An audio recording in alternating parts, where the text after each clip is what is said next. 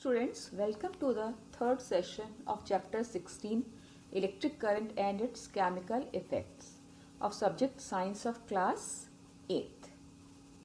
Students, topic for today is chemical effects of electric current. Earlier we studied that we can convert chemical energy into electrical energy in a electric cell, and first cell was made by Alessandro Volta in 1790 year, and the name of cell is voltaic cell. And now the question arises, is the reverse also possible? Can an electric current passing through a liquid result in a chemical change? Means, can we bring chemical change on passing electric current through a liquid? For this, Michael Faraday, a well-known British experimental physicist, began his experiment on the passage of electricity through liquids or electrolytes in the year 1834. And he observed interesting changes in the liquid when current passed through electrolyte or ionic solution.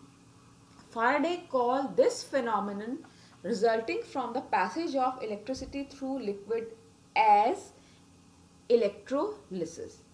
This is because it causes chemical changes within the electrolyte or ionic solution, and these are called chemical effects of current. For this electrolysis process, there is an example of electrolysis of water. In electrolysis of water, when we pass current through water, then water breaks or splits into hydrogen and oxygen gas. You already know that water is made up of hydrogen and oxygen gas.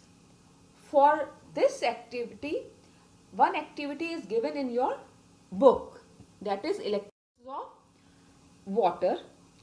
For this activity, the material required are a battery of 9 volt, 6 cells of 1.5 volt each, 2 graphite pencils which will act as electrodes, a beaker, tap water and connecting wires and tape also. Procedure is, you have to sharp the both ends of graphite pencil and you have to fill the beaker with tap water and make a simple circuit by connecting wire with the graphite pencils and battery, and there should be good contact with the graphite pencils with the connecting wires, and you have to cover the wire ends with the tape, and you can use a piece of cardboard to hold the pencil in vertical position and place the exposed tips of pencil in the water such that tips are fully submerged but are not touching the bottom. Now wait for 3 to 4 minutes and watch the electrodes carefully. Then after 3 or 4 minutes you will observe bubbles. They will forming near the electrodes, and these bubbles, these shows that chemical changes are taking place within the setup. This experiment was explained by British chemist William Nicholson. He explained that if electrodes, which are graphite pencils, are immersed or dipped in water, a steady current is passed through them, then bubbles of oxygen and hydrogens are produced near these graphite rods or electrodes. The oxygen bubbles are formed on the electrode which is connected to the positive terminal of the battery, and that electrode is called anode. It is positive terminal or positive electrode, and it is called anode.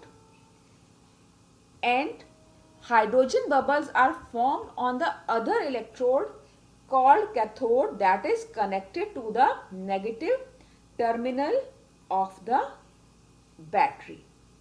So the chemical changes takes place when electric current is passed through the ionic solution. To increase the reaction, we can add few drops of sulfuric acid to make water more conductive. So this is how electrolysis of water or breaking of water into hydrogen and oxygen takes place. Now the factors on which chemical reactions taking place depend. Means electrolysis depend on the following factors, that is the nature of electrodes. Means electrodes are good conductor of electricity or not. Second is the nature and the concentration of solution.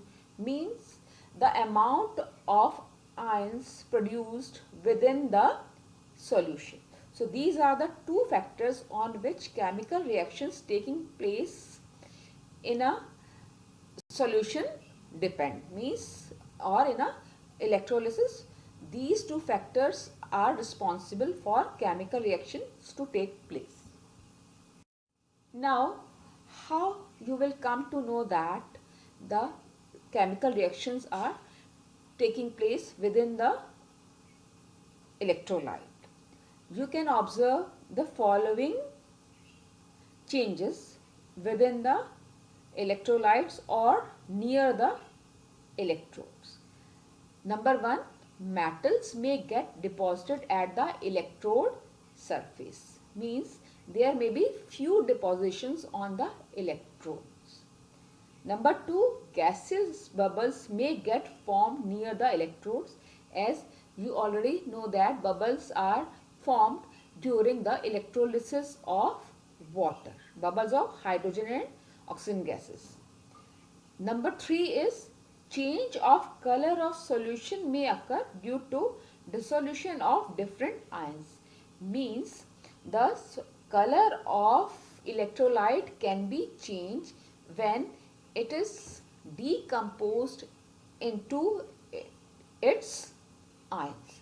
So these are the prominent effects through which you can know that chemical reaction is taking place at electrodes or within the electrolyte. Students, now you have to write answers of the following questions in your rough notebook. Question number 1, define electrolyte. Question number 2, explain the process of electrolysis of water with the help of diagram. Question number 3, mention the factors on which chemical reactions taking place in a solution depend. Question number 4, write some prominent effects of chemical reactions taking place at electrodes and within the solution. That's all for today, students. Thank you and have a nice day.